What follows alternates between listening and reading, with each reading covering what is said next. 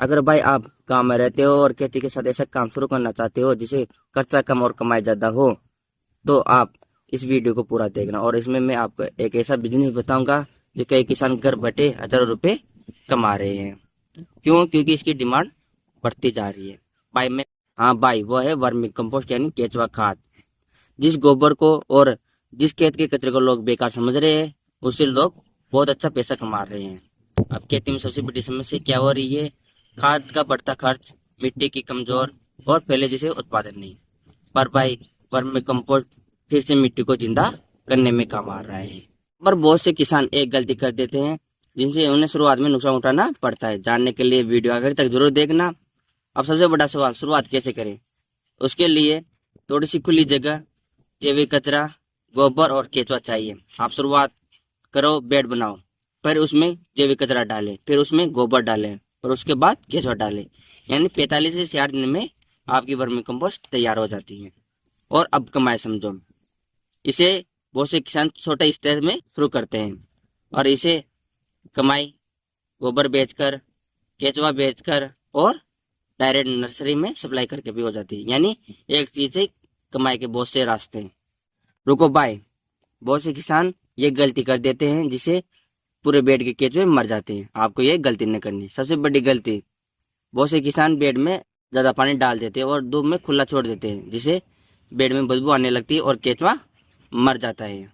पर भाई आपको ऐसा नहीं करना। अब वो ट्रिक समझो जो इस समस्या का समाधान है।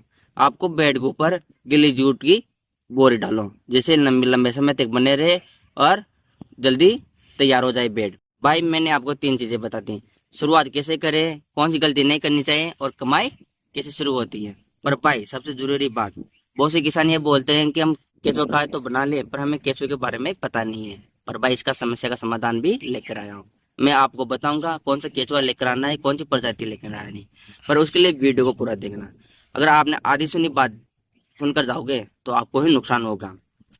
केचुआ खाद बनाने के लिए सबसे 3 वेराइटी आती है, यानी प्रजाति आती है।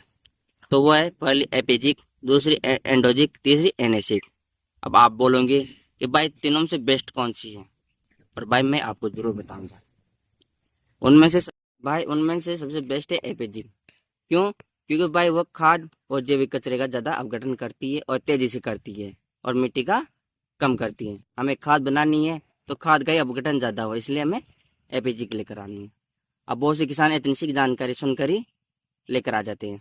पर अगर आप मार्केट जाओगे, आपको पूरी जानकारी नहीं पता और वहां जाकर आपने बोल दिया कि एपीजी प्रजाति के केचुए चाहिए, तो दुकानदार वाला या फार्म वाला ये बोलेगा आपको कि एपीजी में भी कौन सी जाति चाहिए, तो आप क्या बोलोगे? इसलिए मैं बोलता हूँ कि आप छोटी छोटी बात सुने। भाई एपीजी में भी कई प्रजाति ऐसी आती हैं जो केचुआ खाद बनाती है। उनमें से कुछ प्रजाति का नाम मैं आपको बताऊंगा। भाई इनमें से पहली आइसनिया फेटिडा, दूसरी है यूड्रोलिस यूजलिनिया, तीसरी है पेरानेक्स। अब आप बोलोगे कि तीनों में से बेस्ट कौन सी है, क्योंकि ये तीनों ही एपीजिक की है। भाई इनमें से बेस्ट है आइसनिया फेटिडा। क्यों? क्योंकि यह खाद और जैविक कचरे का जल्दी अपघटन कर देती है और खाद भी जल्दी तैयार करती है। इसलिए अगर आप केचुआ की खाद बनाओ तो आप एपीजिक प्रजाति की आइसनिया फेटिडा ही प्रजाति ले।